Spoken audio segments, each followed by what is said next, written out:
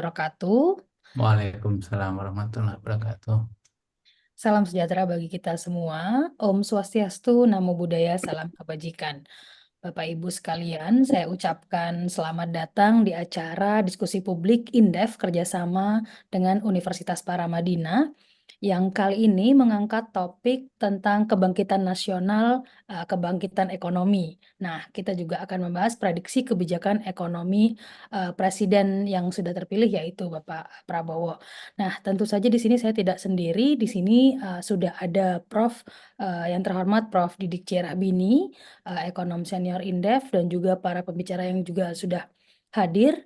Ada Bapak Wijayanto Samirin, beliau ekonom Universitas Paramadina. Selamat sore, Selamat sore. Bapak.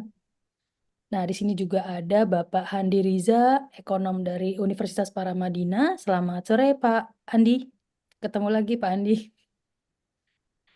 Ya. Dan juga ada Ibu Aisyah Makfiruha Rahbini. Selamat sore, Mbak Aisyah. Sore, Mbak Ria. Ya.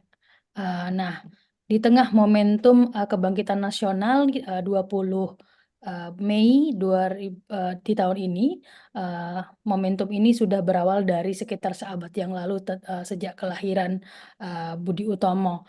Nah, ini sangat penting untuk melihat bagaimana proyeksi ekonomi Indonesia ke depan. Nah, di sini sudah hadir para ekonom, tapi sebelum itu mari kita buka acara dengan mendengarkan sambutan dari Prof. Dik Rahbini. Kepada Bapak saya persilahkan. Assalamualaikum warahmatullahi wabarakatuh ya.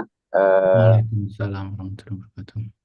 Ya, ini kolaborasi Paramadina dan Indef ya. Kebetulan di Indef itu saya pendirinya, tetapi teman-teman lah yang aktif ya. Saya lebih banyak aktif di Paramadina sekarang, dan ya kalau di Indef itu Dewan Suro lah ya, kira-kira gitu ya Pak Handi ya. Dewan Suro sudah diganti. Tapi begini, yang pertama, kesadaran sejarah dari bangsa. Ya, di sini sudah hadir puluhan peserta dan wartawan ya. Terima kasih selalu hadir acara kita ya. Kesadaran sejarah dari satu bangsa itu sangat penting ya. Amerika contohnya ya, dan banyak lagi itu sangat penting. Dan sejarah itu lahir pada bulan Mei, di mana kelompok pemuda ya tahun 1908 itu mendeklarasikan diri untuk membentuk ke satu kesatuan bangsa ya. Dan itu terjadi lebih dari satu abad yang lalu. Berarti apa? Kesadaran sejarah dari bangsa kita itu sudah panjang. Sehingga kalau ada yang mau memecah belah, kemudian mengacaukan kegiatan demokrasi dan lain-lain, itu berarti menghancurkan sejarah yang sudah lebih 100 tahun yang lalu ya. Nah, sejarah itu berlanjut tahun 1928 setelah Budi Utomo ya. Budi Utomo itu kan kesadaran dari kelompok elit ya untuk menjadi bangsa ya. Lalu muncul tahun 1928 dan 45 ya. Di 45 itu demokrasinya perwakilan, yaitu lewat MPR ya. Sekarang ada yang mau balik lagi ya. Nah, situasi pada tahun 45 itu yang terdidik, yang melek huruf itu cuma 5%. Karena itu situasinya, maka diwakilkan ya. Dan sekarang perwakilan itu masih ada noken di Papua ya, karena memang sebagian masyarakat di pinggir pegunungan itu masih belum terdidik ya.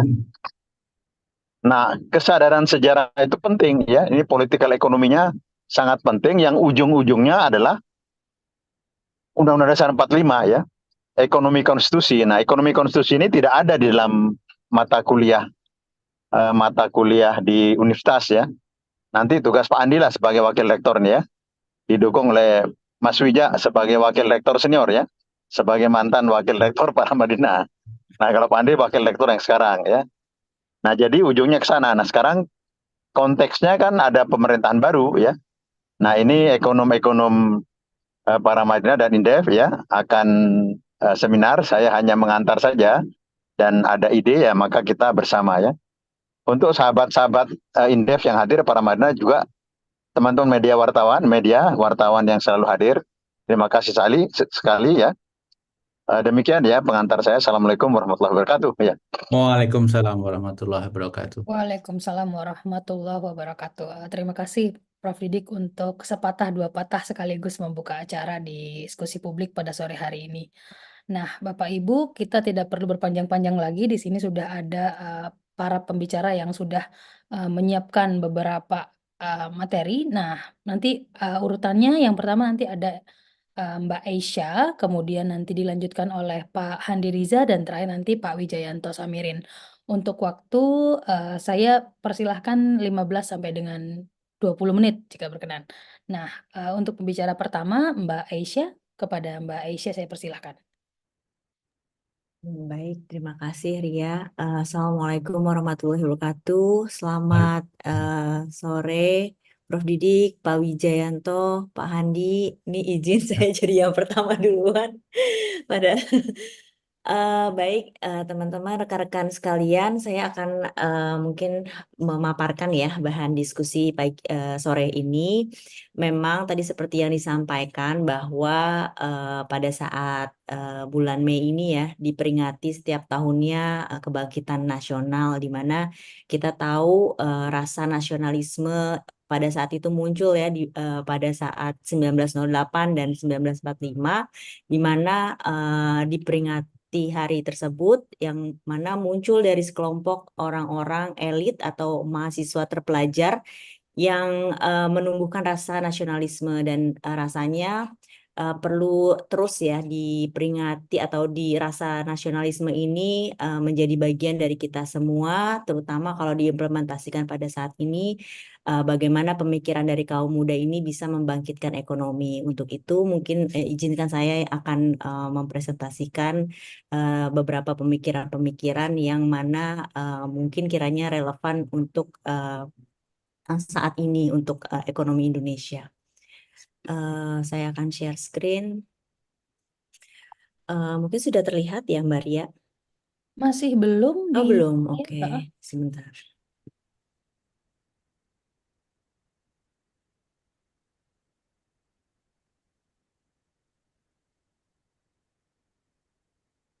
Sudah terlihat? Sudah terlihat. Oke. Cuman belum full screen ya. Oh ya. Oke. Ini sudah full screen.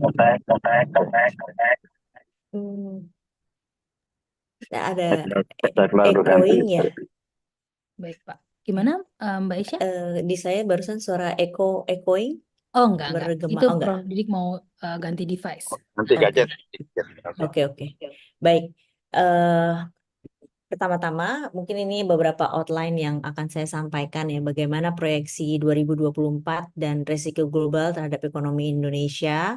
Lalu mungkin kita akan membahas perkembangan ekonomi dan juga dampaknya terhadap perdagangan internasional, juga sektor real, serta tantangan kebijakan ekonomi ke depan. Terkait juga mungkin ada beberapa poin program-program pemerintah terpilih ya, presiden terpilih.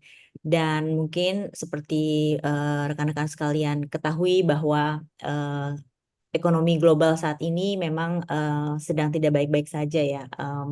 Perlambatan ekonomi, stagnansi itu masih terus berlanjut diproyeksikan di 2024, di mana kalau kita lihat stagnansi ekonomi global ini tumbuh di 3,2% secara tahunan di 2023, 2024, dan 2025. Dan ini juga kita lihat walaupun negara advance ekonomi memang terlihat sedikit meningkat ya, 1,6%, kemudian 1,7%. Beberapa negara maju memang terlihat ada penguatan ekonomi, namun di negara berkembang sendiri pun juga mungkin ada sedikit penurunan atau perlambatan. Nah, kalau kita bedah lebih lanjut lagi, di mana perekonomian Amerika Serikat yang memang saat ini diprediksi menguat, seperti tadi sejalan yang tadi diproyeksikan, bahwa di sana memang perekonomian domestiknya sedang kuat. Kita lihat pasar tenaga kerjanya juga cukup kuat, lalu juga konsumsi masyarakat terjaga, di mana ini didukung oleh tabungan mereka yang dukungan dari subsidi dari pemerintah pada saat pandemi, dan itu menjadi tabungan yang menjaga konsumsi masyarakat di sana. Sehingga memang inflasi nampaknya ya belum cukup akan turun, dan ini menjadi arah dari kebijakan di Amerika Serikat yang memang berusaha menurunkan inflasi, dan proyeksi dari penurunan suku bunga yang awalnya sudah diproyeksi pertengahan tahun ini akan menurun, tetapi rasanya masih belum bisa dilakukan secara diprediksikan. Nah, sehingga disinflasi akan tertahan, di mana resiko kenaikan harga-harga komoditas, inflasi jasa, gaji, juga sewa rumah di sana masih cukup tinggi, sehingga memang perekonomian Amerika Serikat masih tidak pasti, menunggu kapan suku bunga The Fed akan turun. Dan ini pun juga terlihat di negara ekonomi berkembang, di mana kalau kita lihat Cina sebagai salah satu pusat perekonomian global ya, prospeknya diprediksikan tetap akan melemah gitu. Kenapa? Karena kita lihat saja di sektor properti ini ada penurunan kinerja, dan pelemahan ini ya menjadi diprediksikan akan tumbuh hanya 4,6% di 2024. Dan kita lihat di real estate properti ada kemerosotan kredit, dan ini pun juga terlihat dari konsumsi swasta, sektor private yang memang melemah, dan kita bisa bayangkan bahwa akan menunda atau menahan ekspansi dari perekonomian Cina, sehingga memang ketidakpastian ekonomi global ini masih cukup atau sangat cukup relatif tinggi ya. Dan inilah yang kemarin kita rasakan, adanya outflow dari capital dari negara-negara berkembang menuju ke negara-negara maju yang lebih safe atau lebih kuat perekonomiannya. Salah satunya adalah Amerika Serikat.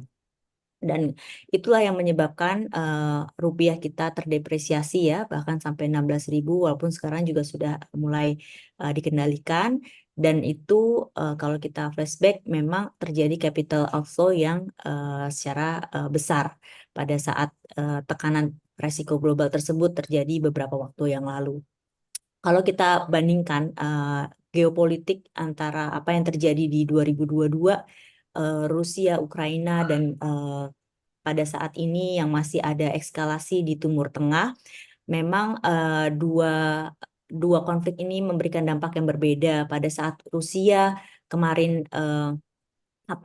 tiba-tiba ya secara mendadak eskalasi konflik, harga minyak dunia naik dengan sangat cepat dan sangat tinggi, dan ini menyebabkan krisis pangan, energi, kemudian juga suku bunga naik, lalu ada logistik yang terhambat, lalu infrastruktur juga terlambat, sehingga perdagangan juga memberikan resiko terhadap perdagangan dan harga-harga komoditas yang naik, sehingga pertumbuhan global juga diprediksikan naik. Namun memang di eskalasi perang saat ini di Timur Tengah, walaupun berbeda, harga minyak dunia tidak meroket sebesar sebelumnya, namun juga memberikan dampak terhadap terutama negara berkembang seperti Indonesia, di mana nilai tukar kita melemah, inflasi juga kita meningkat, lalu juga beberapa mitra ekonomi kita terdampak dan memberikan gejolak di pasar keuangan. Dan ini ke depan perlu tetap diwaspadai bagaimana resiko dan dinamika geopolitik ini memberikan dampak terhadap makroekonomi kita. Kalau kita lihat dari geopolitical index, bahwa memang ketika indeks atau kemungkinan terjadinya resiko yang sangat tinggi, itu memberikan dampak terhadap makroekonomi beberapa negara-negara secara global. Lalu kalau kita lihat bagaimana dampaknya terhadap sektor real, kita bisa lihat bahwa resiko geopolitik ini ya, walaupun memang tidak hanya terfokus ya pada konflik negara-negara seperti Ukraina, Rusia, dan di Timur Tengah, namun juga risiko geopolitik lainnya seperti misalnya ketegangan antara US dan China dalam meraih economic power, atau misalnya di Laut Cina Selatan pun juga terus meningkatkan risiko geopolitik yang ada.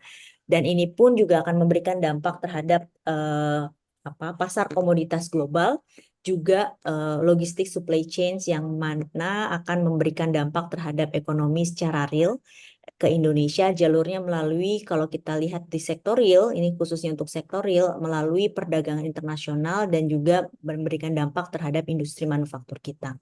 Dan ini perlu diwaspadai ke depan.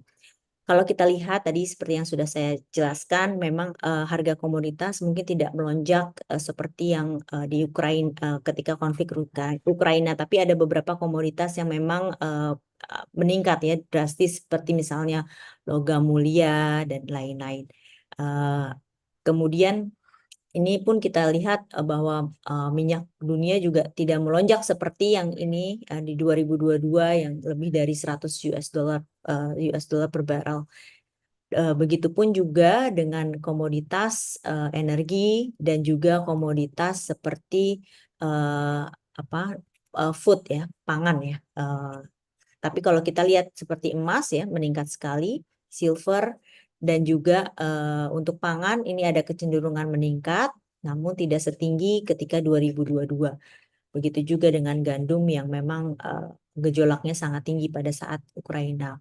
Nah, walaupun memang berbeda dengan periode pada saat Ukraina, kemungkinan konflik atau resolusi konflik antara di Timur Tengah dan Ukraina pun sampai saat ini belum menunjukkan berita baik ya, sehingga ke depan masih terus kita harus waspadai bagaimana gejolaknya terhadap ekonomi Indonesia. Namun dengan dinamika ekonomi geopolitik di global, Indonesia pun juga tetap harus tumbuh ya. Kita masih memiliki target-target pencapaian yang harus diraih ya, di mana salah satunya adalah Indonesia Emas 2045. Dan namun saat ini pun kita hanya cukup tumbuh di 5%. Jadi bagaimanapun kondisinya yang ada ya, Indonesia sebenarnya tumbuh stabil di 5%, tapi memang pertumbuhan ini hanya didorong dari konsumsi rumah tangga dan konsumsi pemerintah ya. Seperti yang kita ketahui bahwa momentum di kuartal 1 ada Ramadan dan juga ada pemilu yang juga mendorong konsumsi pemerintah, melalui bantuan sosial, pengeluaran-pengeluaran terhadap pemilu yang memang ini memberikan dampak kontribusinya terhadap pertumbuhan ekonomi. Memang hal ini belum maksimal karena memang seharusnya belanja pemerintah ini diharapkan bisa mendorong pertumbuhan melalui sisi produktif ya, bukan dari sisi yang konsumtif. Dan itulah sebenarnya yang diharapkan untuk bagaimana pertumbuhan yang berkelanjutan yang didorong dari sisi produksi. Kalau kita lihat pembentuk dari perekonomian Indonesia, memang didorong dari konsumsi rumah tangga dan pemerintah ya, konsumsi pemerintah. Kita lihat pertumbuhan dari konsumsi pemerintah ini drastis sekali, meningkat 19% di periode pertama. Dan ini yang saya rasa tadi penjelasan dari apa yang saya sampaikan, di periode kuartal 1 ada Ramadan dan ada pemilu yang berjalan. Sementara di satu sisi pembentukan modal tetap bruto menurun, dan juga kita lihat perdagangan internasional juga terlihat surplus perdagangan yang kemudian sampai sekarang walaupun kita surplus, tapi kita mengalami surplus yang menipis. Dan ke depan pun proyeksi ekonomi Indonesia bisa diprediksikan ya berkisar di antara 5% ke bawah, atau di bawah 5% itu bisa menjadi resiko ya, atau prediksi di 2024. Kalau kita lihat memang selama ini kita menginginkan menjadi negara maju ya, sesuai yang apa yang disampaikan di Indonesia Emas visi 2045, di mana kita harus mencapai 6%. Nah, sedangkan saat ini kita hanya tumbuh di 5%. Dan bahkan selama 20 tahun terakhir ini menunjukkan tren penurunan pertumbuhan. Dan seperti yang tadi saya sampaikan di awal, harusnya memang pertumbuhan ekonomi ini didorong untuk sektor-sektor dari supply side, di mana sektor industri ini harusnya menjadi sektor tumpuan yang tumbuhnya harus di atas pertumbuhan ekonomi. Tapi sampai saat ini memang sektor industri kita masih tumbuh di bawah pertumbuhan ekonomi, dan ini yang harus terus didorong. Kemudian kinerja ekspor juga kita lihat bahwa masih berfokus atau masih ditumpu oleh basis-basis produksi atau ekspor yang bernilai tambah rendah ya, atau misalnya komoditas-komoditas yang nilai tambahnya tidak terlalu tinggi, atau kalau kita atau istilahnya dalam perekonomian industri, ekonomi kompleksitas kita atau bagaimana industri kita memproduksi barang yang bernilai tambah tinggi itu masih rendah. Dan ini memang dibutuhkan beberapa upaya-upaya ya, bagaimana kita harus mendukung ekosistem perindustrian kita bisa diarahkan menghasilkan nilai produk yang tinggi dan juga ekspor yang tadi kompleks, produknya kompleks. Dan secara makroekonomi memang inflasi kita juga masih terjaga di sekitar 3% ya, 2%, 3% sesuai dengan apa yang ada di koridor atau target Bank Indonesia. Walaupun demikian memang resiko atau tekanan inflasi sampai saat ini juga masih dalam tanda kutip menghantui, atau terlebih ya, kita tahu bahwa beberapa waktu belakangan ini resiko inflasi dikontribusikan dari sektor makanan minuman, yang mana kita tahu sisi produksi ini terhambat karena adanya faktor cuaca atau extreme weather seperti El Nino, dan mungkin di tahun ini pun juga diprediksikan akan ada lanjutan ya, atau faktor cuaca yang berbeda, La Nina atau yang lainnya. Dan ini menjadi resiko atau tantangan ke depan untuk inflasi dari sisi komoditas makanan minuman.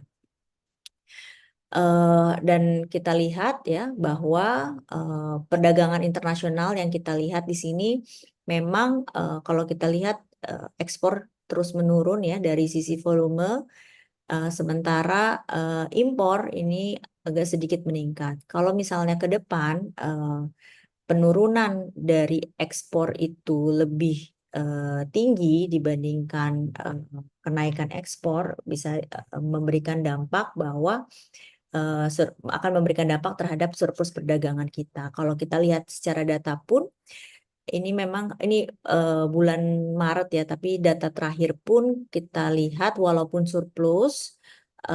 surplusnya pun menipis. Dan kalau kita lihat secara tahunan dan bulanan, memang secara kumulatif dari Januari ke April di tahun ini itu jauh lebih rendah dibandingkan Januari ke April di tahun 2023. Sehingga kita patut melihat ya bagaimana nanti walaupun tadi surplus selama 48 tahun ya. Izin 5 menit lagi ya. Oke. Oke. Walaupun ekspor tadi ekspor kita surplus 48 bulan ya dari 2020, namun ke depan tetap kalau kita lihat memang surplusnya terus menipis. Dan beberapa hal seperti perkembangan sektor real, kalau kita lihat bahwa industri pengolahan memang tumbuh di bawah dari pertumbuhan ekonomi. Industri pengolahan hanya tumbuh 4%, sedangkan tadi yang kita lihat pertumbuhan ekonomi kita 5,1%. Dan di di beberapa secara historical ya, kita tahu beberapa periode sebelum mungkin di Orde Baru kita bisa tumbuh tinggi karena sektor industri kita tumbuh jauh di atas sektor pertumbuhan ekonomi secara umum. Dan ini yang perlu patut didorong, bagaimana kita bisa meningkatkan sektor industri. Bahkan yang sempat isu yang kita hadapi saat ini adalah deindustrialisasi dini, di mana tadi ya industri pengolahan kita perannya menurun ya, sementara di sektor jasa pun kita masih ada di sektor jasa yang blue collar, bukan yang white collar itu. Dan kalau kita lihat di beberapa major industri ya, yang mendukung sektor real kita adalah perdagangan yang tumbuh dengan tinggi, sementara pertanian, kemudian industri pengolahan ya, ini ada tren penurunan. Dan ini yang kita lihat memang bahwa beberapa komoditas tradable ya, sektor-sektor yang memang menghasilkan produk-produk yang bisa diperdagangkan mengalami perlambatan, dan ini menjadi dasar atau fundamental bagaimana kita menghadapi tekanan inflasi, di mana kita lihat ya lonjakan harga pangan itu sangat tinggi ketika ada di sini kita lihat industri dan pertanian memiliki tren yang menurun. Dan sektor real sendiri ya, kalau kita lihat industri tadi yang sempat saya sebutkan bahwa Indonesia atau sektor industri menghasilkan produk-produk yang less kompleks, atau kalau kita lihat di sini bahwa share medium high tech manufacture atau produk-produk industri yang medium high tech ini juga masih cukup rendah dibandingkan dengan negara-negara lain ya, seperti misalnya India, kemudian Malaysia, dan juga untuk ekspor produk medium high tech manufacturer products, kita juga masih kalah dengan Malaysia, bahkan Vietnam dan Thailand. Dan ini memang perlu ada upaya percepatan atau hilirisasi atau revitalisasi industri yang mendorong bagaimana kita bisa meningkatkan nilai tambah dari produk yang dihasilkan oleh sektor industri dan juga ekspor bernilai tambah tinggi. Dan kalau kita lihat beberapa dari sisi permintaan ke depan, ekspektasi dari sektor permintaan, sisi permintaan juga terlihat pelemahan ya ke depan, dan ini seiring dengan ke depan kita juga menghadapi beberapa tantangan yang salah satunya adalah tadi harga-harga komoditas yang tinggi ke depan. Beberapa program-program dari Presiden terpilih ya, ini memang kita lihat, mungkin teman-teman atau rekan-rekan sudah tahu, misalnya makan siang gratis atau susu gratis, yang mungkin akan dirubah ya namanya jadi makanan bergizi ya, gratis ya. Dan juga ada beberapa program-program seperti remunerasi ya, kemudian kesehatan, peningkatan produktivitas lahan pertanian, kemudian di sektor pendidikan, kesejahteraan, pembangunan daerah, desa, dan juga penerimaan negara.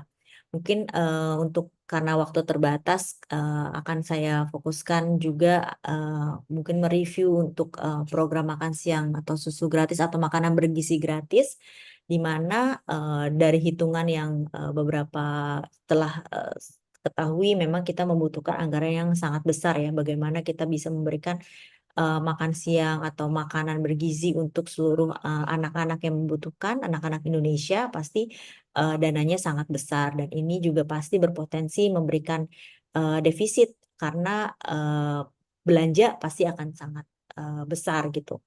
dan ini memberikan dampak secara jangka panjang bahwa kalau ekonomi fiskal atau keuangan ya, fiskal keuangan, kita tidak hanya melihat pada saat ini, tapi bagaimana ini bisa sustain atau berkelanjutan ke depan.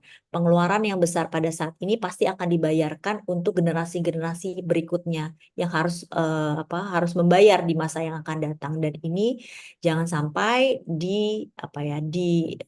menjadi jebakan fiskal atau beban yang berkelanjutan pada generasi-generasi mendatang. Dan tentunya kita patut memberikan supervisi atau pengawasan gitu ya, bagaimana kebijakan yang prudence ya, berkehati-hatian, dan prioritas belanja yang harus cermat, di mana tadi menjamin fiskal kita tetap sehat, tidak hanya di masa saat ini, tetapi juga di masa yang akan datang. Kalau kita lihat, memang kita sudah bisa menekan sebenarnya ya fiscal balance pada saat ini. Namun perlu dengan sangat hati-hati jika program tersebut akan dilaksanakan. Ya, mungkin bertahap atau mungkin ada pilot project-nya ya, bagaimana supaya tidak membebani kebijakan fiskal atau APBN negara. Dan ini pun juga sebenarnya tergantung dari kesiapan dari sisi produksi. Kalaupun kita lihat pasti akan ada peningkatan permintaan terhadap produk-produk tadi ya, produk makan siang gratis atau produk-produk pangan, susu. Dan kita harus lihat dari sisi produksi, apakah produk lokal itu sanggup ya, apakah usaha lokal itu sanggup untuk memprovide gitu ya, menyediakan kebutuhan tersebut. Dan seharusnya program ini dijalankan dengan mengusungkan tadi ya produk-produk lokal, kemudian juga industri kecil menengah yang bisa mensupport program tersebut, sehingga memang ini akan memberikan dampak multiplier terhadap perekonomian Indonesia. Jadi kalau misalnya secara teoretikal ekonomi ya, bahwa sebenarnya government spending atau belanja pemerintah itu sebenarnya berfungsi sebagai multiplier effect, dan harusnya kalau ini dijalankan sesuai dengan tadi meningkatkan produksi domestik dengan mungkin mengikutsertakan industri kecil dan menengah, ini juga bisa memberikan multiplier effect. Tapi sebaliknya, kalau justru di dalam negeri kita tidak siap, yang ada justru malah memberikan tadi ya, meningkatkan impor terhadap produk-produk pangan seperti misalnya tadi susu, kemudian beras, yang mana kita juga pun adalah negara pengimpor terhadap produk-produk tersebut gitu. Dan ini yang nanti di satu sisi akan memberikan dampak jika misalnya kita tidak bisa memproduksi sendiri, dan ini bisa memberikan dampak terhadap defisit neraca perdagangan yang akan semakin melebar, dan justru nanti akan memberikan dampak secara makroekonomi terhadap nilai tukar dan juga tentunya cadangan devisa negara. Ya, dan memang harus dipikirkan matang-matang bagaimana program itu harus berjalan dengan memberikan multiplier effect terhadap ekonomi Indonesia. Baik, mungkin saya terakhir ya, pada memang ke depan masih akan ada tantangan-tantangan ekonomi seperti geopolitik, konflik-konflik yang ada dan memberikan dampak terhadap ekonomi secara global yang kemudian akan memberikan resiko terhadap negara berkembang termasuk Indonesia. Dan apa yang harus diperhatikan atau observasi oleh pemerintah dan juga institusi terkait, bahwa kita harus tetap menjaga ya daya beli masyarakat, karena hanya itulah yang bisa memberikan menjadi tumpuan, karena selama ini memang konsumsi konsumsi masyarakat Indonesia memberikan dampak terhadap pertumbuhan ekonomi. Jadi kalau misalnya daya beli kita dijaga sehingga tetap bisa konsumsi, maka itu bisa memberikan kontribusinya terhadap pertumbuhan ekonomi. Namun konsumsi saja tidak cukup, seperti yang saya sampaikan bahwa pertumbuhan yang didorong oleh sektor produksi ini memberikan dampak pertumbuhan ekonomi yang berkelanjutan, di mana kita harus juga tetap terus mendorong sektor industri yang mana ini harus terus didorong menciptakan memproduksi komoditas yang bernilai tambah tinggi. Dan untuk kebijakan untuk mendorong surplus atau kesehatan dari neraca perdagangan, tentunya kita terus mendorong ekspor, tidak hanya tadi memproduksi komoditas yang bernilai tambah tinggi, tapi dalam jangka pendek pun kita juga bisa melakukannya dengan menjalin kerjasama perdagangan luar negeri ya, tidak hanya dengan negara tradisional, tujuan tradisional yang selama ini kita memiliki hubungan dagang, tetapi juga kita memasarkan atau terus meningkatkan ekspor ke beberapa negara potensi yang non-tradisional. Dan ke depan memang patut diperhatikan dengan baik. Selama ini kita telah menjaga kebijakan fiskal yang berhati-hati dan cukup prudence. Nah, jika memang ke depan akan ada program-program yang memang ditujukan untuk kesejahteraan masyarakat, pertumbuhan ekonomi, tentunya harus juga tetap memperhatikan tadi ya prudence, bagaimana Mbak Aisyah. kehati-hatian terhadap APBN kita, sehingga kepercayaan terhadap negara kita memberikan dampak makroekonomi juga bisa berkontribusi terhadap ekonomi kita. Mungkin itu aja Mbak Ria yang bisa saya sampaikan, karena mungkin waktu juga tidak banyak ya. Kurang lebihnya mohon maaf dan terima kasih, saya kembalikan ke moderator. Ya, terima kasih Mbak Aisyah. Itu sangat komprehensif sekali untuk beberapa dari latar belakang tentang keadaan ketidakpastian global dan juga hingga beberapa program yang memang sudah diusulkan Pak Presiden terpilih semenjak debat.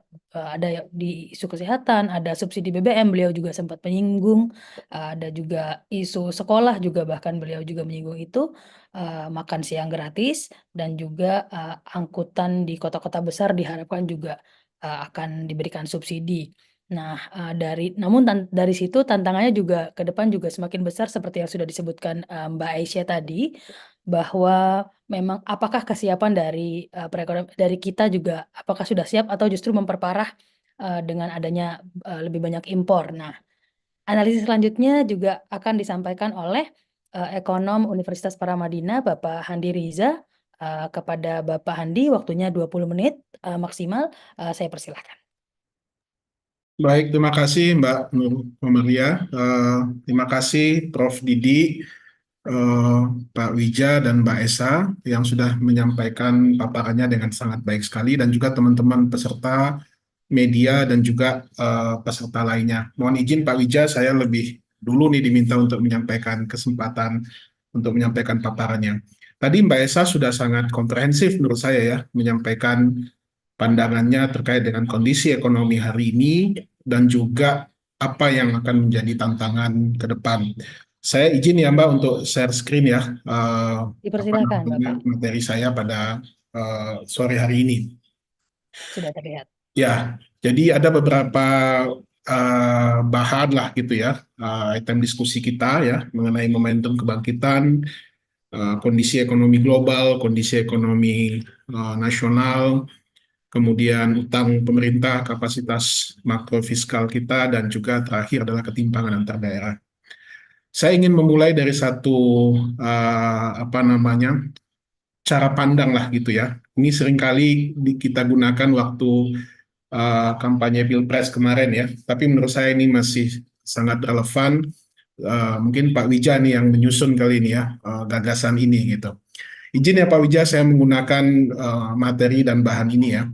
Jadi Bapak Ibu sekalian, kalau tadi Prof. Didi mengatakan bangsa ini sesungguhnya punya banyak momentum untuk bangkit dan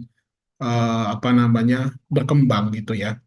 Kalau kita lihat mulai dari tahun 1928 ya, di mana kita belum terbentuk dalam sebuah negara pemerintahan, tetapi kita sudah punya gagasan tentang kebangsaan ya, yaitu lahirnya Sumpah Pemuda 1928.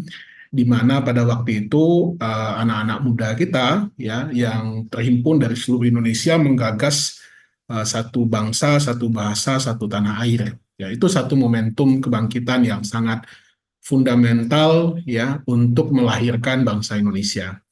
Yang kedua, kita punya momentum proklamasi tahun 1945 ya.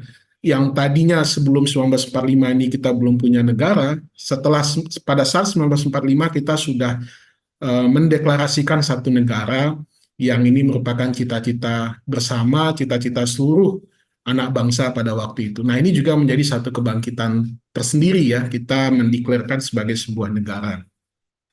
Kemudian tahun 1950 ketika bangsa ini masih dirongrong oleh oleh penjajah yang pada waktu itu ingin kembali datang dan membuat negara-negara boneka pada waktu itu ya.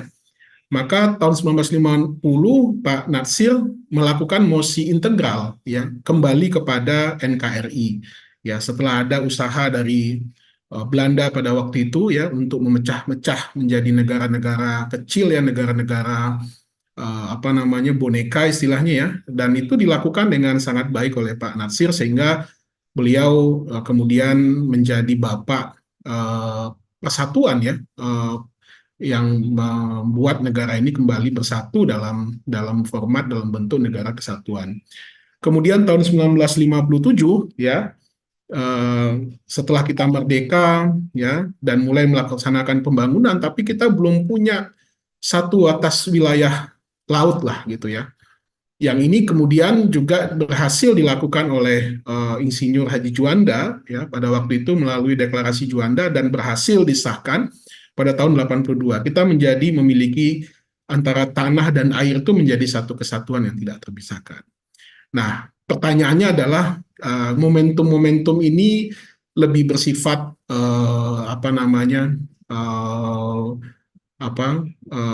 bisa dirasakan oleh semua anak bangsa ya. Kita merdeka, kita punya tanah air, kita punya negara kesatuan, tetapi yang belum kita miliki hari ini adalah kemakmuran dan kesejahteraan secara bersama gitu. Yang ini yang kemudian dideklarkan ataupun menjadi visi besar dari RPJPN di mana kita menginginkan bangsa ini menjadi negara maju pada tahun 2045 karena ada momentum 100 tahun kemerdekaan kita. Nah, pertanyaannya ya, sejauh mana kesiapan kita menyambut momentum tersebut ya dengan melihat kondisi kita yang ada pada hari ini. Jadi kita belum punya semacam bisa dirasakan oleh seluruh masyarakat makmur dan sejahtera bersama. Beberapa laporan lembaga-lembaga internasional justru Oxfam ya tahun 2019 ya justru menunjukkan tingkat ketimpangan kita yang luar biasa. 1% orang terkaya di Republik ini menguasai 40-50% aset ya kekayaan negeri ini. Nah, ini menunjukkan bagaimana kemakmuran itu belum dirasakan oleh seluruh bangsa, tapi justru sebaliknya hanya dinikmati oleh segelintir orang. Nah, ini tantangan yang menurut saya harus dijawab oleh pemerintahan hari ini. Kenapa demikian? Karena pemerintahan hari ini juga punya momentum. Ya, pertama, kalau kita lihat dalam rencana pembangunan kita, yang dimana setelah RPJPN pertama selesai ya dilaksanakan mulai tahun 2005 sampai tahun 2025, 20 tahun pertama ya setelah kita tidak lagi menggunakan GBHN. Nah, kita tiba saatnya untuk menggunakan ataupun memulai rencana pembangunan jangka panjang tahap 2 ya RPJPN 2025-2045. Dan pemerintahan hari ini adalah pemerintahan pertama yang nantinya akan meletakkan dasar-dasar dan fundamental pembangunan kita baik jangka pendek, jangka panjang, dan jangka menengah. Kalau misalkan taruhlah pemerintahan hari ini bisa berjalan, katakanlah misalkan ya asumsinya 2 periode, berarti dia 10 tahun meletakkan atau separuh perjalanan RPJPN ini. Atau 2025-2029 menjadi titik tolak ya bagi pemerintahan hari ini untuk bisa mewujudkan Indonesia maju tahun 2045 dengan segala macam kriteria yang sudah ditetapkan oleh Bappenas ya dalam RPJPN kedua tersebut. Nah, jadi oleh sebab itu tepat sekali rasanya kalau kita membedah dan membicarakan ya apa momentum kebangkitan ini dan bagaimana pemerintahan kita ini dimulai ataupun berjalan. Tentu tadi Mbak Esa sudah banyak sekali membahas tadi. Nah, saya ingin membahas memula dari bagaimana kondisi ekonomi kita hari ini ya. Tadi disebutkan kondisi ekonomi global. Bapak Ibu sekalian, ya kita hari ini dunia masih dihadapi oleh kondisi ekonomi yang penuh dengan ketidakpastian atau sebagian pihak menyebut triple horror ekonomi global ya. Nah, ada 3 hal indikator yang dipakai yang digunakan untuk menunjukkan bagaimana kondisi ekonomi kita ini sedang tidak baik-baik saja ya. Pertama, ya tentu kita lihat pasca terjadinya serangan COVID ya dan membuat ekonomi luluh lantak ya. Belum lagi terjadi recovery sudah masuk kepada tantangan yang dihadapi oleh geopolitik ya, terjadinya perang Rusia Ukraina. Inilah yang kemudian menyebabkan terjadinya tingkat inflasi yang sangat tinggi sekali karena terbatasnya pasokan energi, terbatasnya pasokan pangan ya, apalagi Rusia dan Ukraina adalah 2 negara yang memasok energi dan pangan di seluruh wilayah Eropa dan dampaknya bisa kita rasakan sampai ke seluruh dunia. Sampai hari ini tekanan inflasi global ini masih sangat tinggi kita hadapi pada hari ini. Nah, beberapa negara merespon ini ya tentu berbagai cara ya, yang pada umumnya tentu mereka merespon dengan cara menaikkan tingkat suku bunga mereka ya. The Fed sampai hari ini masih menaikkan tingkat suku bunga mereka ya, yang kemudian diikuti oleh hampir seluruh negara di dunia termasuk kita di Indonesia pada hari ini ya. Nah, karena kita negara yang punya tingkat ketergantungan yang sangat tinggi kepada kondisi ekonomi global, tentu dampaknya kita rasakan. Beberapa hari yang lalu kita rasakan rupiah sampai menembus angka 16.300 ya. Ini angka paling tinggi semenjak 4 tahun terakhir ya. Dan tentu saja ini berimbas kepada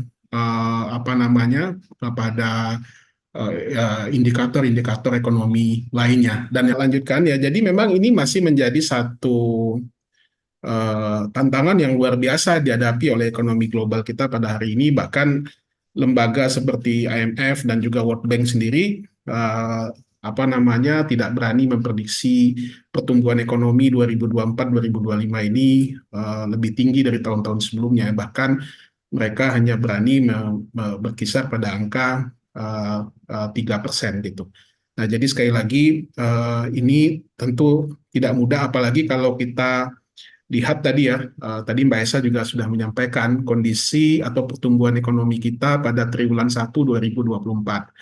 Memang kita masih bernafas lega ya, bisa tumbuh 5,11% kalau nggak salah ya di tahun triwulan 1 2024. Tapi kalau kita lihat sesungguhnya itu bukan kontribusi, memang di awal tahun ya, tetapi lebih banyak sifatnya seasonal ya, atau namanya kondisi musiman lah gitu ya, di mana kita baru saja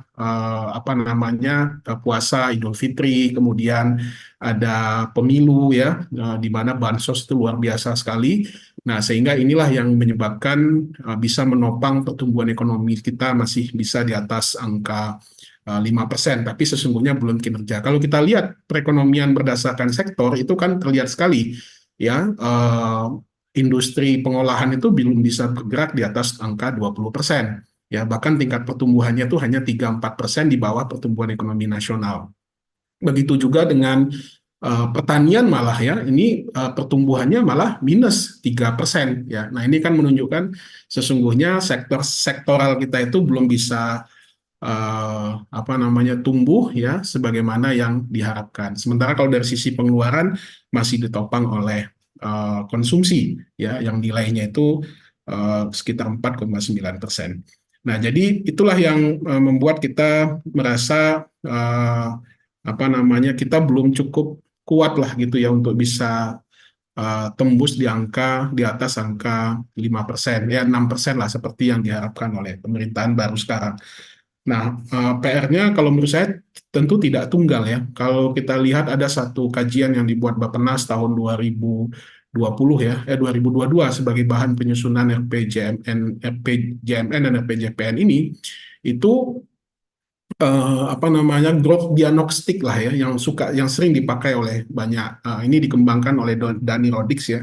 Jadi dalam growth diagnostik itu dikatakan banyak persoalan dalam pertumbuhan ekonomi Indonesia ini ya, mulai dari persoalan regulasi yang tumpang tindih, kemudian kebijakan-kebijakan yang tidak pas gitu ya, efektivitas belanja pemerintah yang tidak bisa mendorong pertumbuhan ekonomi, dan juga dorongan daripada penerimaan pendapatan khususnya sektor perpajakan belum bisa sebagaimana yang diharapkan. Jadi persoalan regulasi, persoalan institusi atau kelembagaan, dan juga kebijakan ini menjadi persoalan mendasar yang harus diselesaikan ya sebelum nanti bisa berbicara banyak untuk bisa tumbuh.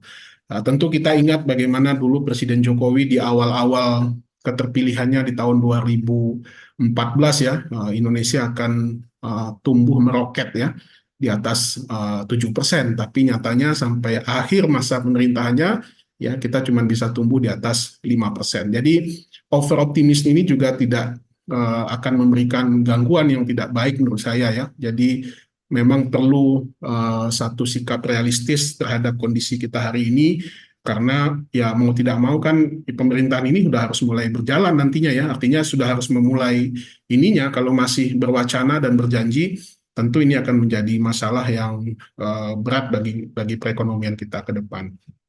Nah, selain itu teman-teman sekalian, kita juga masih menghadapi tingkat kesenjangan yang tinggi ya. Kalau kita lihat angka Gini ratio kita ini kan masih di atas angka 0,38 ya. Ini menunjukkan masih tingginya tingkat ketimpangan ya antara kota dan desa, antara Jawa dan non-Jawa ya. Ini juga masih menjadi PR kita.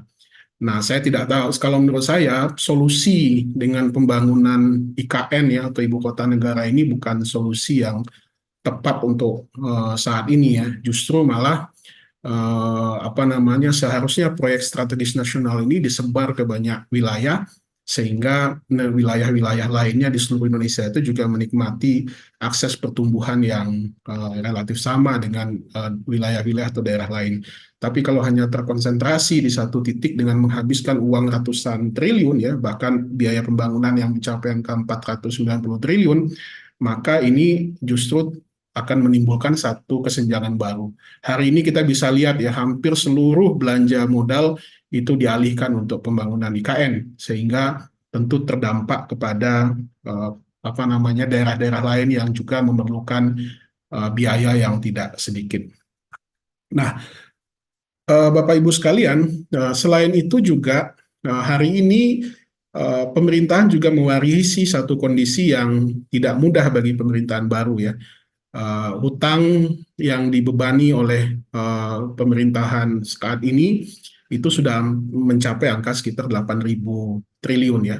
Kalau ini tidak terjaga, artinya setiap tahun katakanlah apa namanya, tahun 2024 ini saja pemerintah baru itu membuka kembali keran hutang sekitar 460 triliun ya. Jangan-jangan nanti ketika digabungkan dengan hutang BUMN, angkanya mungkin bisa saja mendekati angka 1.000 triliun. Nah, ini tentu tidak mudah karena ada beban yang harus kita bayarkan setiap tahunnya, seperti bunga hutang ya, yang hari ini sudah mencapai angka sekitar 480 triliun setiap tahunnya di APBN. Bahkan kalau dibandingkan dengan belanja-belanja kita, belanja pemerintah ya, baik itu belanja pegawai, belanja barang, belanja modal sekalipun ya, angka pembayaran bunga hutang kita itu lebih tinggi dibandingkan belanja-belanja kita tadi. Ini betapa tidak sehatnya ya APBN kita ini, karena hanya habis digunakan untuk belanja hutang, terutama bunga hutang. Nah, inilah yang perlu juga difikirkan. Kita tentu tidak menginginkan setiap persoalan atau setiap kekurangan pembiayaan pembangunan selalu ditutup dengan hutang gitu ya. seolah kita tidak punya strategi ataupun alternatif lain. Ya memang pemerintah selalu membandingkan dengan beberapa negara yang tingkat utangnya juga tinggi, tetapi kita juga mesti lihat bagaimana fundamental perekonomian negaranya ya, seperti Jepang ya, beberapa negara maju lainnya yang relatif sudah sangat kuat dan industri mereka juga sudah sangat berkembang. Jadi tidak fair juga rasanya kita membandingkan dengan negara-negara maju tersebut gitu. Nah, karena selain utang yang tinggi, kemampuan membayarnya juga perlu kita cermati ya, Bapak Ibu sekalian ya. Sekali lagi, akhir masa pemerintahan Pak Jokowi ini juga persoalan tax ratio ini juga masih menjadi satu kalau boleh saya katakan hantu lah gitu ya, yang tidak terselesaikan sampai hari ini ya. Pemerintah tidak mampu untuk meningkatkan nilainya di atas 10% ya, bahkan terakhir itu angkanya masih 9%. Ada gagasan dari pemerintahan baru ini untuk memisahkan Dirjen Pajak dengan Kementerian Keuangan, membuat satu lembaga baru lah gitu ya, lembaga penerimaan negara. Nah, kalau bicara lembaga penerimaan negara, ini adalah institusi baru, lembaga baru tentu memerlukan resources yang sangat besar sekali untuk membuat lembaga ini bisa bekerja full nantinya ya, dan kita tidak tahu apakah desainnya seperti apa ya, dan tentu tidak dalam jangka waktu pendek bisa bekerja secara efektif ya, bisa mendorong penerimaan pajak, bisa kinerjanya bisa baik. Tentu kita tidak bisa berharap ini bisa terwujud dalam jangka waktu pendek ya. Nah, ini juga perlu difikirkan kembali. Kita lihat saja Dirjen Pajak ini sudah berapa kali melakukan reformasi ya sistem perpajakan ya, tetapi dengan biaya yang sudah sangat besar sekali ya, ratusan miliar mungkin triliunan, tetapi hasilnya belum bisa kita harapkan sebagaimana mestinya gitu. Nah, keseimbangan primer tadi Mbak Esa sudah mulai membahas ya, walaupun sudah mulai mengalami penurunan, tetapi angkanya juga masih masih ada lah gitu ya. Nah, ini tentu sekali lagi bagaimana kebijakan fiskal kita ini bisa membuat keseimbangan primer ini bisa terus mengecil ya, bahkan mencapai titik nol. Tapi sekali lagi kita selalu terjebak dengan indikator-indikator angka yang baik, tetapi hasilnya ya, artinya kinerja perekonomian tidak terlalu terlihat lah. Jadi korelasi hubungan antara fiskal yang baik, fiskal yang terkendali ya, tetapi belum terlihat dalam kinerja sektor ya yang sesuai ataupun seperti yang diharapkan. Nah, ini juga menjadi PR juga bagi pemerintahan yang akan datang. Ruang fiskal kita makin sempit ya. Apalagi nanti kalau seandainya pemerintahan baru ini memulai program makan siang gratis. Tadi sudah dikoreksi ya, bukan makan siang lagi tapi makanan bergizi ya. Ini belum dijalankan saja sudah berapa kali koreksi gitu ya. Nah, tentu anggarannya juga tidak sedikit ya. Apalagi kalau seandainya ini menjadi mandatori, anggaran wajib. Nah, ini mau diambil dari mana ya? Mau ditambal sulam dari mana lagi gitu ya? Atau jangan-jangan ya tadi digunakan skema hutang lagi ya untuk menutup pembiayaan ini. Nah, ini juga menjadi satu hal yang perlu difikirkan ya. Kebijakan-kebijakan yang nantinya akan menjadi mandatori ya di pemerintahan yang akan datang. Nah, terakhir Bapak Ibu sekalian, saya juga ingin menyorot mengenai kemandirian daerah ya. Pelaksanaan otonomi daerah atau belanja transfer ke daerah ini kan sudah berlangsung sekian dekade gitu ya. Semenjak kita mendeklar sebagai negara otonomi ya, menggunakan konsep otonomi daerah dan desentralisasi fiskal, mulai pada saat itulah daerah mendapatkan alokasi anggaran dalam bentuk transfer ke daerah yang lumayan besar ya. Nah, ditambah lagi ada yang disebut dengan dana desa ya, yang nilainya 10% dari transfer ke daerah. Nah, tapi dilihat dari performance atau kinerja daripada pemerintah daerah tidak menunjukkan hasil yang menggembirakan ya, tidak signifikan. Ketergantungan ya pemerintah daerah terhadap pemerintah pusat ini juga sangat tinggi sekali. Bahkan dalam APBD itu kemampuan PAD daerah itu cuma 40 sampai 50%, separuhnya, dan separuhnya lagi ditutup oleh transfer ke daerah. Bahkan temuan BPK, ya, review dari Kemandirian Fiskal BPK itu mencatat hampir 88,1% atau 443 dari 503 pemerintahan daerah yang dikaji masuk kategori belum mandiri. Nah, ini kan persoalan tersendiri juga yang kita hadapi, tidak hanya persoalan pemerintah pusat saja, ini pemerintah daerah juga menghadapi persoalan yang sama gitu. Jadi alokasi anggaran 800 triliun setiap tahunnya untuk transfer ke daerah ini ternyata belum bisa memberikan dampak yang signifikan. Padahal ini sudah dilaksanakan mungkin sudah 3 dekade atau 30 tahun yang lalu ya ke daerah. Nah, oleh sebab itu ini perlu ada satu, saya tidak tahu ya, kita tentu belum bisa mengetahui sejauh mana dampak Undang-Undang HKPD ya, hubungan keuangan pemerintah pusat daerah ini bisa mencari solusi terhadap persoalan-persoalan yang dihadapi hari ini ya, khususnya pengelolaan keuangan daerah. Dan terakhir ya, banyak sekali proyek-proyek strategis nasional yang membebani APBN ya, atau anggaran negara. Salah satunya itu IKN. Memang desain awalnya ya, alokasi untuk dari APBN itu tidak lebih sekitar 20%. Tapi problemnya sampai hari ini belanja yang diharapkan dari swasta maupun dari KPBU juga belum mengalir ya. Nah, otomatis dari anggaran yang sudah dikeluarkan untuk pembangunan IKN masih bersumber dari APBN. Nah, pertanyaan ini mau sampai kapan? Nah, ini kita lihatlah ya, pemerintahan baru nanti Pak Prabowo apakah akan melanjutkan pembangunan ibu kota negara ini sebagai untuk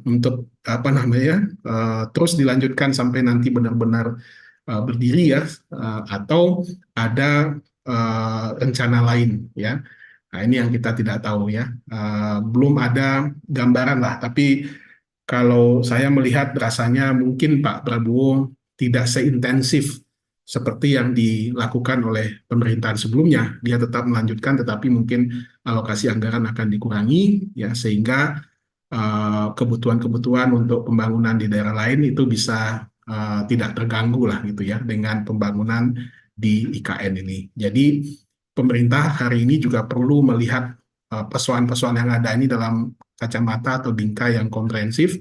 Menurut saya sangat bijak rasanya kalau seandainya Pak Prabowo juga mengambil gagasan-gagasan dari Pak Anies ya dulu maupun Pak Ganjar yang baik tentunya, artinya yang selaras dengan kebijakan beliau dan kemudian dijalankan. Ada satu proyek yang menurut saya program yang cukup baik dari Pak Anies, misalkan kontrak farming gitu ya. Menurut saya itu lebih baik dibandingkan food estate. Kenapa itu tidak diadopsi oleh pemerintahan Prabowo? Nah, sehingga bisa menyelesaikan persoalan kesejahteraan petani kita gitu ya, untuk kedepannya. Begitu juga dengan program-program Pak Ganjar yang bisa diadop oleh Pak Prabowo, sehingga ini benar-benar mencerminkan satu cara pandang yang baiklah ke depannya. Jangan lagi hanya melihat dari kacamata yang sempit ya, sehingga kita menghadapi satu masalah yang tidak ringan ya, baik secara global maupun secara domestik. Mungkin begitu dari saya, Mbak Maria ya, terkait dengan diskusi kita pada sore hari ini. Terima kasih. Assalamualaikum warahmatullahi wabarakatuh. Waalaikumsalam warahmatullahi wabarakatuh. Terima kasih Pak Andi Riza. Sangat menarik sekali data-datanya Pak. Tadi juga sempat menyinggung terkait dengan IKN yang ternyata menurut Pak Andi itu bukan solusi, harusnya PSN itu menyebar ya Pak. Nah, dan juga tadi masih sangat banyak sekali program yang dibahas, seperti salah satunya tidak menutup kemungkinan program-program yang diusulkan oleh calon presiden lainnya juga sebenarnya bagus untuk Indonesia ke depan. Nah, kita langsung saja nih pamungkas ini pembicara terakhir Bapak Wijayanto Samirin. Bapak, saya persilahkan, waktunya mungkin maksimal 20 menit. Kepada beliau saya persilahkan. Semoga nggak ada gangguan lagi nih Pak. Makasih Mbak Nur Komaria. Saya baru sadar ternyata di WhatsApp itu nama Mbak Nur itu disingkat Nur Komaria, disingkat NKRI ya. Wah, keren nih. Nur Komaria harga mati, NKRI harga mati. Makasih Mbak Asia Sama. sama Pak Handi yang sudah memaparkan aspek-aspek yang kompleks, detail gitu ya, sehingga saya lebih mudah ya, apa yang saya sampaikan nanti sifatnya lebih seperti summary begitu saja. Rekan-rekan, ibu-ibu, bapak-bapak, beberapa waktu yang lalu kita merayakan Hari Pendidikan Nasional, ya, 2 Mei. Ya, perayaannya ternyata di luar dugaan, yaitu protes keras kenaikan UKT, gitu ya.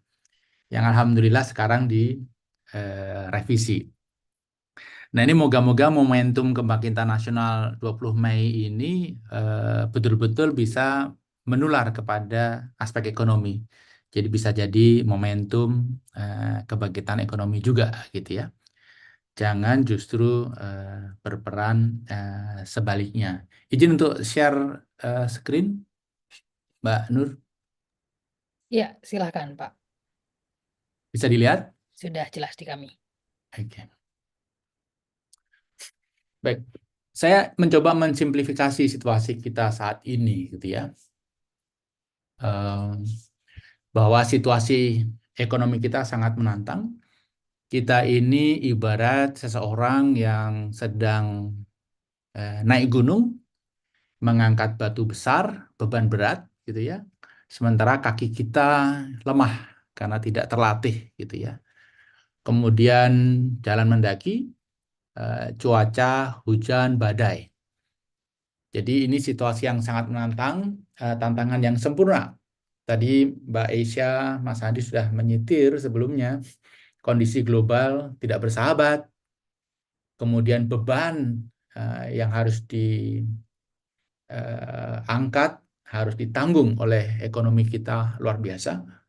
Sementara kaki-kaki kita lemah, siapa guru ekonomi kita, apakah itu private sector, apakah itu industri manufacturing, fiskal, semuanya menghadapi permasalahan.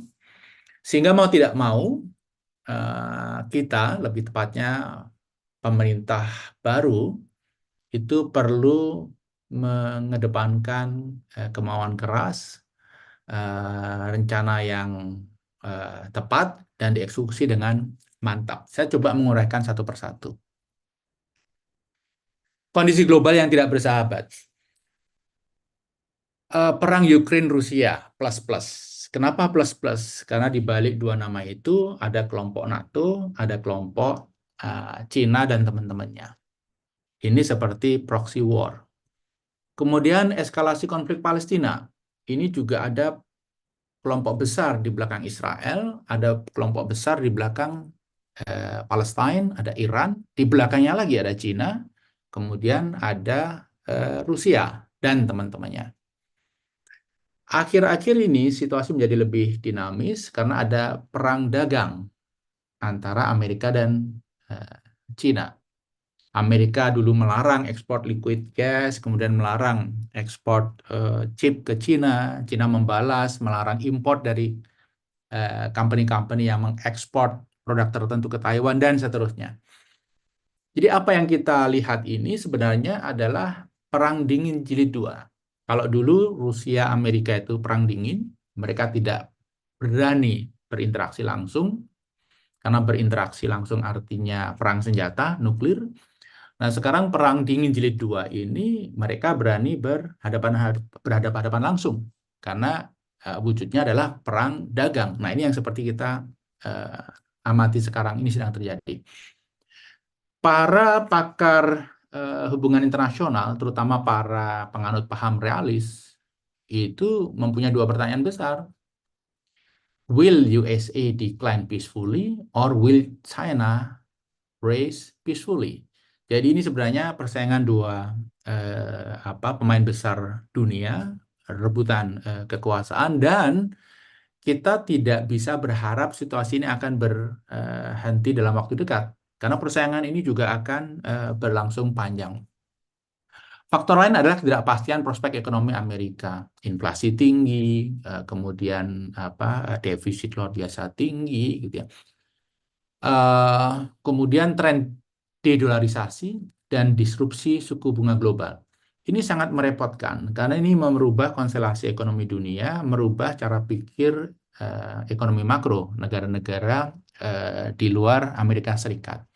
Misalnya, di bawah ini ada yield bond pemerintah 10 tahun. Ini menggambarkan situasi yang tidak normal. Karena yield Amerika 4,45%, Greece, kemudian Italia, Spain, beberapa negara seperti Vietnam, Thailand justru lebih rendah dari itu.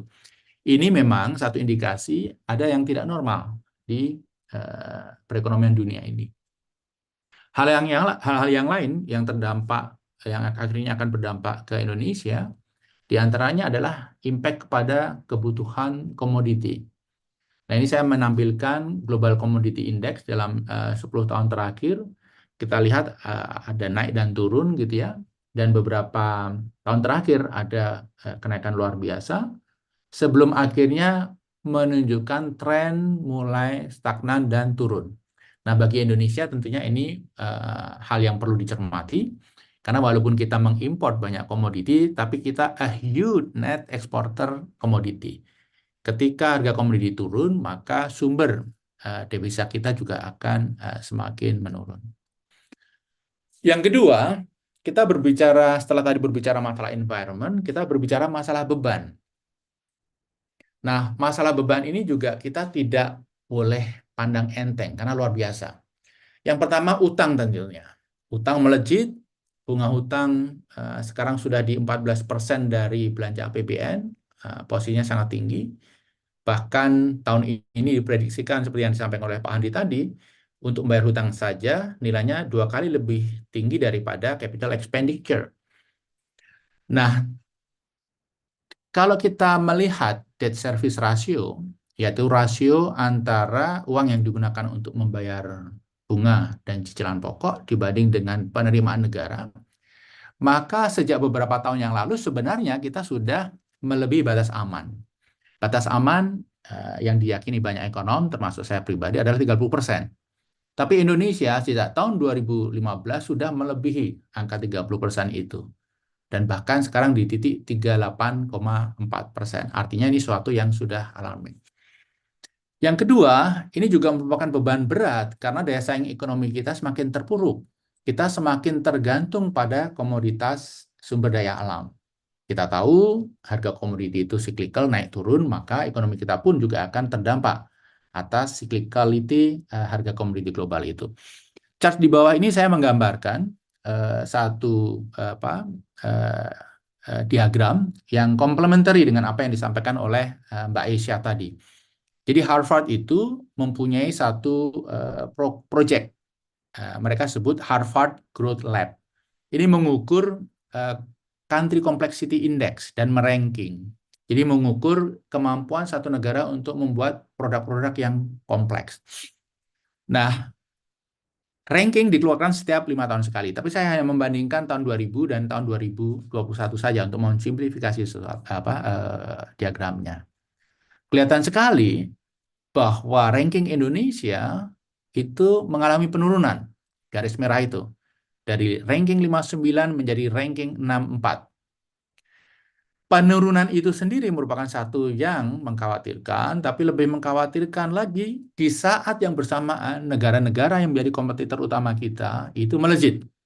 Apakah itu Korea, Singapura, China, Thailand, Malaysia, Filipina, Vietnam, dan bahkan Kamboja, walaupun tidak masuk dalam diagram yang saya tampilkan, ini kalau tren seperti ini berjalan terus, dia akan lebih bagus rankingnya daripada Indonesia. Jadi masalah daya saing ini adalah suatu yang serius yang perlu dipikirkan cara masak oleh pemerintah mendatang.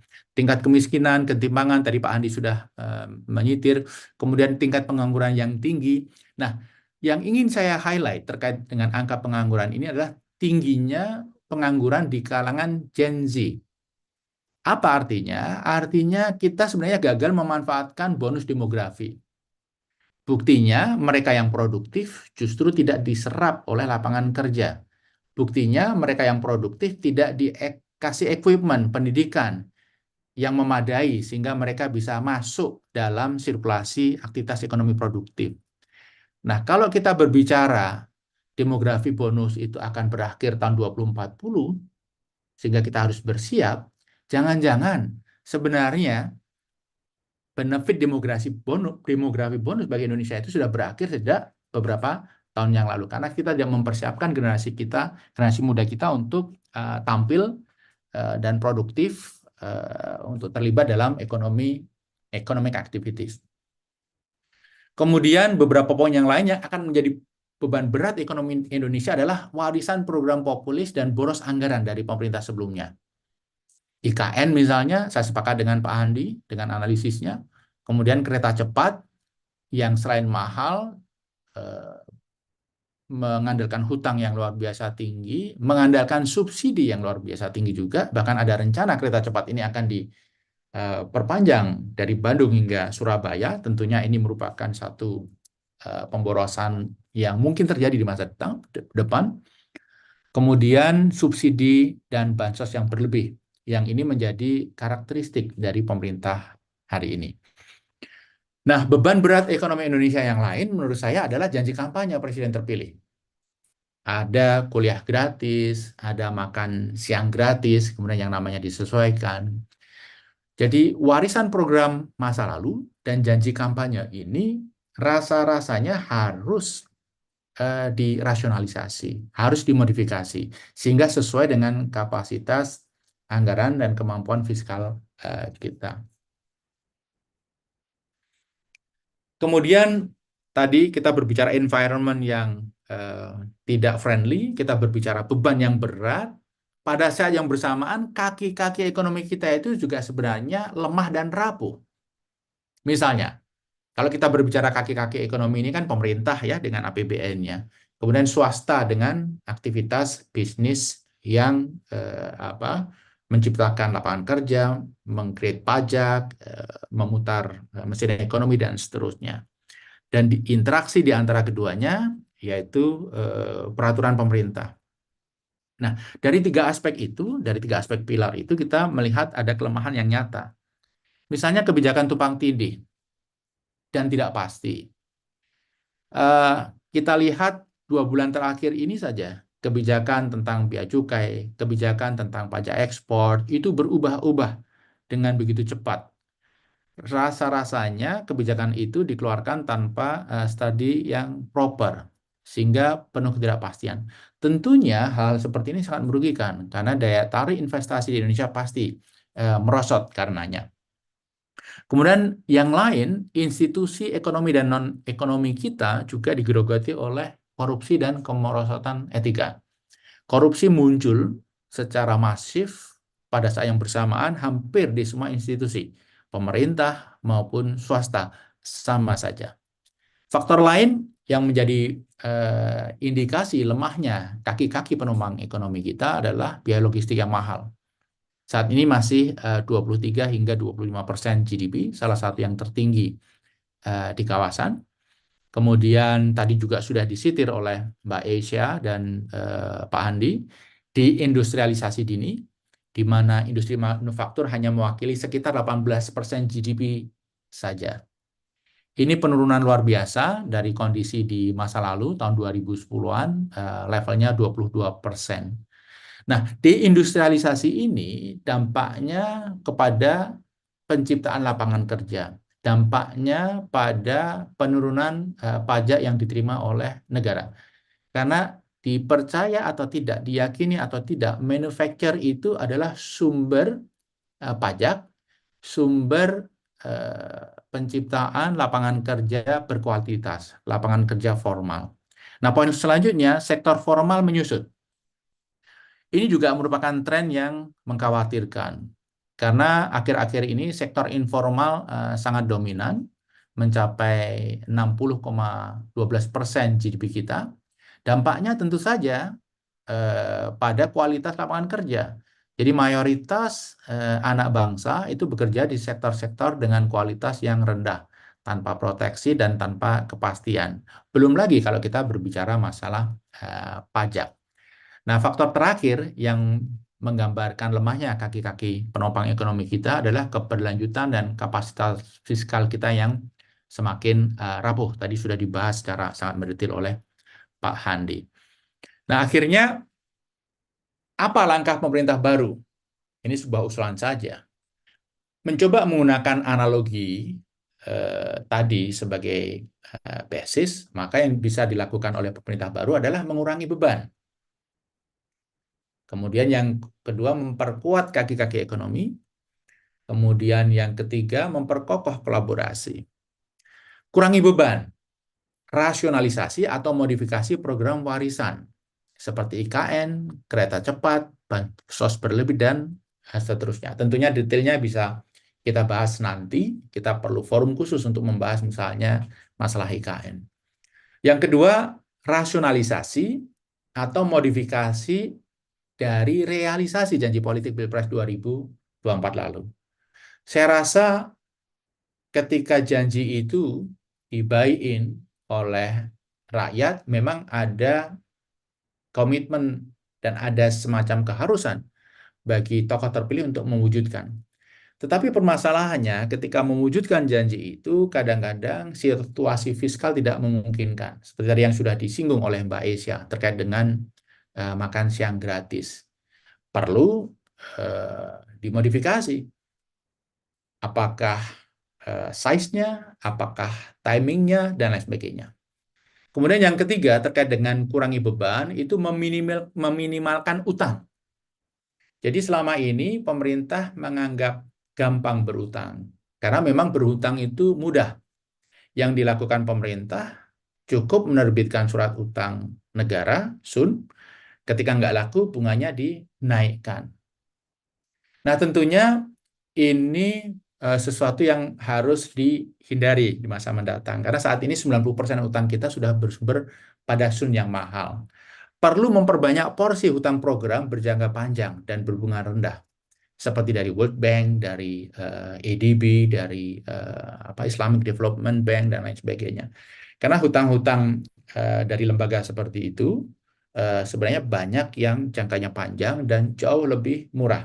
Selain itu, ketika kita pinjam dari lembaga internasional itu, yang kita dapat tidak hanya dana, tetapi kita juga dapat pengawasan, kita dapat monitoring, kita dapat guidance, sehingga proyek yang dijalankan pun governance-nya akan lebih bagus, kualitasnya akan lebih bagus. Saya seringkali membandingkan dua proyek, yang satu dibiayai dengan SUN lewat APBN, yang satu dibiayai oleh pinjaman dari pemerintah Jepang. Kualitasnya beda, GCG-nya beda. MRT Jakarta itu dibiayai oleh pinjaman dari pemerintah Jepang, sehingga JICA ikut turun memonitor, sehingga kualitasnya bagus, GCG-nya bagus. Sementara kereta cepat itu menggunakan SUN lewat APBN, tidak ada yang memonitor, sehingga kita lihat banyak hal yang tidak sesuai dengan rencana. Capex overrun itu salah satu contoh. Subsidi overrun itu juga contoh yang lain. Belum lagi kalau kita berbicara kualitas proyek. Kemudian yang kedua, setelah mengurangi beban, tentunya pemerintah terpilih harus memperkuat kaki-kaki. Pastikan konsistensi kebijakan dan perkuat penegakan hukum. Reindustrialisasi dengan mendorong hilirisasi berkualitas di berbagai sektor. Menurunkan biaya logistik, kemudian migrasi sektor informal menjadi formal dengan mempermudah regulasi, kemudian memberikan akses pendanaan, dan pendekatan jemput bola. Jadi seringkali kita mengenal term the cost of formality. Jadi menjadi formal itu mahal, sehingga banyak yang kemudian memilih menjadi informal.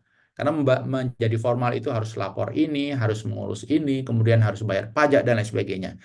Ketika kita ingin mendorong sektor-sektor formal, maka cost of formality itu harus ditekan habis. Yang lain terkait upaya memperkuat kaki-kaki adalah meningkatkan penerimaan pajak melalui perbaikan institusi, rencana pendirian Badan Penerimaan Negara itu satu hal. Sepakat dengan Pak Handi, prosesnya harus proper. Jangan sampai pendirian ini nanti juga malah memperburuk koordinasi sehingga penerimaan negara akan turun. Jadi harus prosesnya proper. Kemudian yang kedua, memperbesar sektor manufacture dan sektor-sektor formal. Karena ini merupakan sumber penerimaan pajak utama dari pemerintah. Yang ketiga adalah perbaikan kebijakan pajak yang rasional. Seringkali beberapa kebijakan, apakah itu pajak atau cukai, muncul tiba-tiba tanpa proses konsultasi dengan dunia usaha. Nah, kebiasaan ini harus diakhiri ke depannya. Lalu bagaimana yang ketiga? Perkokoh kolaborasi. Pemerintah terpilih harus mendorong kolaborasi karena situasi yang berat ini tidak bisa dihadapi sendiri, lebih enak, lebih mudah jika dikerjakan secara bersamaan. Beberapa hal yang saya ingin dorong melalui kesempatan ini, walaupun ini tidak ranahnya bukan ekonomi, tapi mungkin politik atau sedikit banyak politik ekonomi. Yang pertama, koalisi DPR itu dibuat minimal. Karena kalau koalisinya gemuk, ada begitu banyak partai yang ada di dalam, maka energi yang dikeluarkan untuk men-serve interest dari partai-partai, dari politis yang beraneka ragam, itu juga akan luar biasa besar. Kemudian koalisi kabinet yang optimal, jadi kabinet kerja yang ramping. Saya membaca tulisan Pak Handi di Kompas ya, Zaken Kabinet, saya rasa itu merupakan satu pemikiran yang perlu kita dalami lagi. Barangkali semi Zaken ya, karena Zaken tapi juga unsur politiknya perlu dipertimbangkan secara masak. Kemudian koalisi gagasan, dalam beberapa kesempatan saya mendorong ini harus dimaksimalkan untuk mewujudkan program kerja terbaik. Jadi Pilpres kali ini adalah Pilpres yang sangat didominasi oleh politik gagasan, bukan politik identitas. Ada begitu banyak gagasan bagus, baik dari 01, 02, atau 03, adalah sesuatu yang sangat luhur ketika pemerintah terpilih, ketika Pak Prabowo mengundang semua pihak untuk duduk bareng dan menyampaikan program-program terbaiknya untuk kepentingan negeri. Kemudian yang terakhir, beri ruang untuk oposisi, fasilitasi civil society. Karena pemerintah, siapapun itu, dimanapun itu, perlu kontrol sistem supaya mereka berkinerja baik. Karena kinerja baik itulah yang nantinya akan dinilai oleh rakyat, yang oleh rakyat akan dijadikan acuan untuk menentukan pilihan ketika masanya tiba. Mbak Nur, saya rasa itu yang bisa saya sampaikan pada kesempatan kali ini. Semoga bisa menjadi peletup diskusi kita di sesi question and answer. Makasih. Ya, terima kasih banyak Pak Wija. Ironis sekali Pak, tadi saya mengutip kata-kata dari Bapak, etika merosot tapi utang meroket Pak. Waduh. Iya, Nah wah itu ini bisa jadi judul artikel itu. Oke. Nah, tapi tadi solusinya juga sudah ada. Tadi mulai dari kurangi beban, perkuat kaki, sama perkokoh kolaborasi itu udah jadi highlight juga, Bapak. Nah, Bapak Ibu yang hadir di dalam Zoom maupun YouTube, apabila ada pertanyaan, bisa langsung raise hand dan menyampaikan pertanyaannya. Apakah ada dari Bapak Ibu rekan-rekan media? Ya, oke. Sepertinya masih belum ada. Nah, mungkin saya akan bertanya ke ketiga pembicara. Tadi juga sempat disinggung bahwa memang kita tuh sedang disalib oleh negara-negara tetangga, bahkan yang memiliki titik awal yang cukup sama, misalkan Vietnam, Thailand, Korea Selatan yang sekarang sudah sangat berkembang dengan budaya K-pop-nya gitu ya Pak ya. Bahkan penggemarnya juga di kita juga banyak tuh Pak.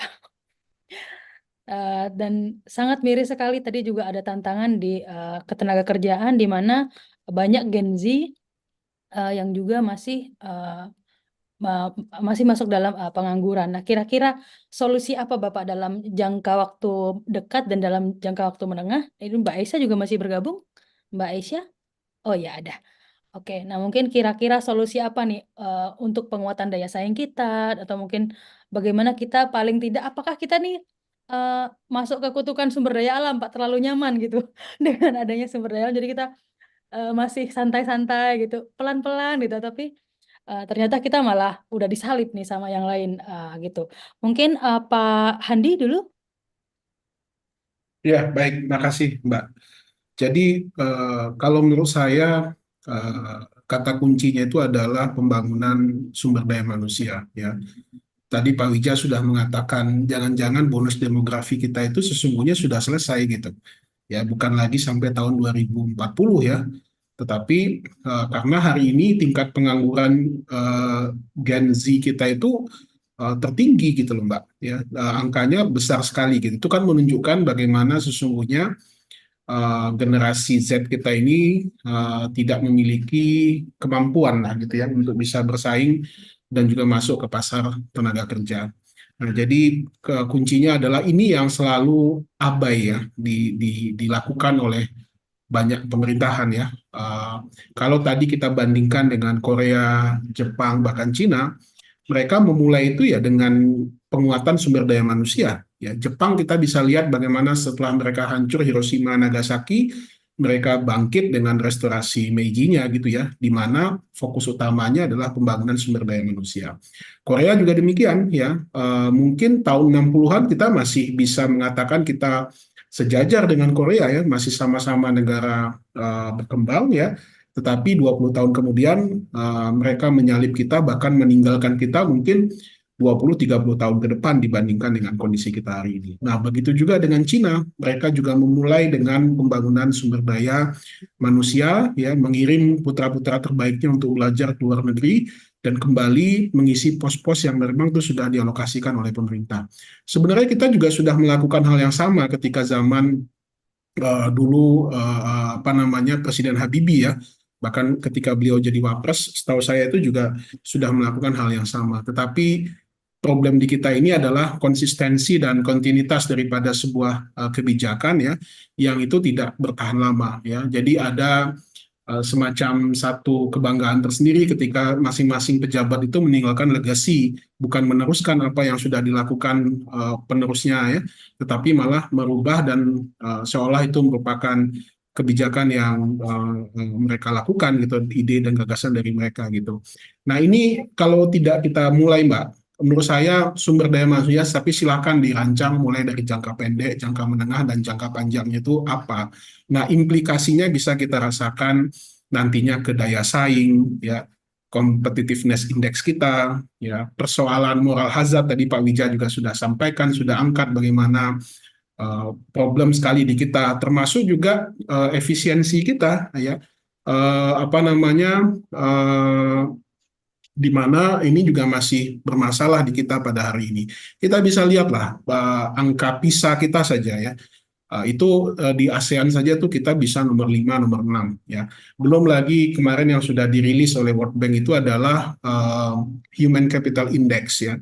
Kita juga tertinggal jauh ternyata di wilayah ASEAN ini ya. Tidak bisa lagi kita katakan kita bersaing dengan Singapura, Malaysia, dan Thailand. Mereka sudah jauh sekali di atas kita. Nah, terakhir tadi ya, dengan kebijakan uang kuliah tunggal yang akhirnya dibatalkan, itu juga semakin membuat kita semakin tidak berdaya. Ya, coba Anda bayangkan dengan hanya 6-7% orang Indonesia yang pernah mengecap bangku perguruan tinggi, ditambah lagi sekarang dengan biaya UKT yang mungkin tidak akan terjangkau oleh masyarakat kebanyakan, ini akan semakin membuat kita tertinggal. Nah, oleh sebab itu PR-PR inilah yang harus diselesaikan ya. Tadi saya sepakat dengan Pak Wijaya, artinya apa namanya potensi bangsa kita ini harus benar-benar bisa dioptimalkan sebaik mungkin gitu ya. Nah kuncinya adalah kalau saya mengusulkan adalah pembangunan sumber daya manusia. Tentu saja aspek-aspek lain seperti industri ya itu menjadi satu PR yang juga harus diselesaikan ya karena inilah yang akan mendorong perekonomian kita pada. Jadi kita tidak lagi apa namanya berada pada kondisi zero sum games ya, tetapi benar-benar harus paralel ini proses pembangunan yang kita harus lakukan mulai dari SDM, penguatan atau pendalaman industri kita ya, sektor pertanian kita dan lain sebagainya. Sebab kalau enggak ini kita akan semakin jauh tertinggal ya, padahal usia kemerdekaan ini sudah mendekati 80 tahun ya. Nah, oleh sebab itu perlu memulai dengan pembangunan sumber daya manusia. Mungkin itu dari saya Mbak Maria. Ya. Oke, nah terima kasih Pak. Memang apa pembangunan ESDA itu sudah mutlak ya Pak ya, wajib untuk dilaksanakan terutama untuk pos-pos pendidikan. Kita kalau lumayan miris kalau melihat perbandingan Cina di Bapak sebut tadi 1960 itu mungkin kita memiliki titik awal yang sama tapi dengan share dana APBN untuk R&D-nya juga kita kecil gitu dibanding mereka, makanya mereka bisa melesat gitu mungkin.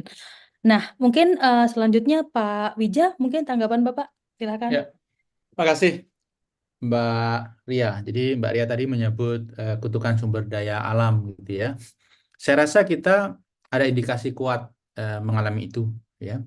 Tapi karena kita mempunyai sumber daya alam yang beraneka ragam, jadi naik dan turunnya itu relatif tidak kentara.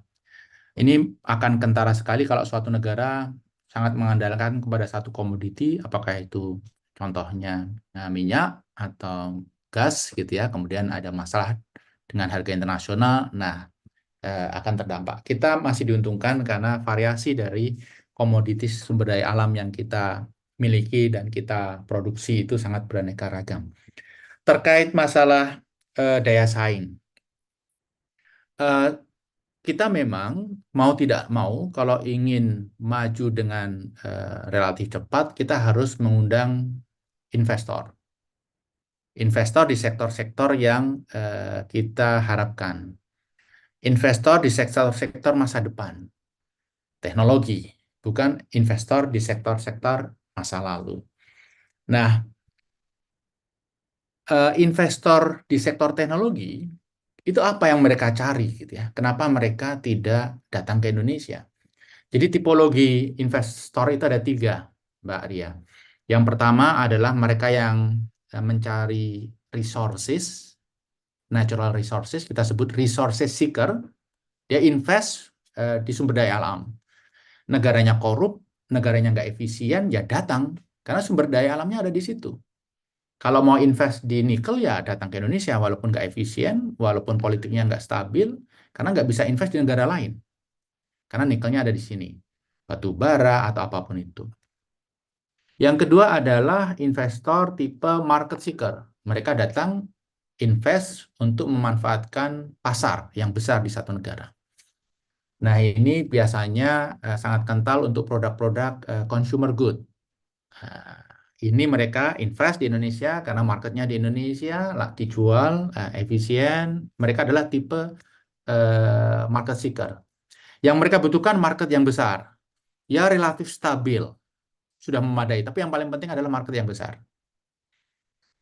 Nah, yang terakhir, investor teknologi, itu kenapa Elon Musk nggak jadi ke Indonesia, kenapa ini nggak jadi Indonesia, janji melulu.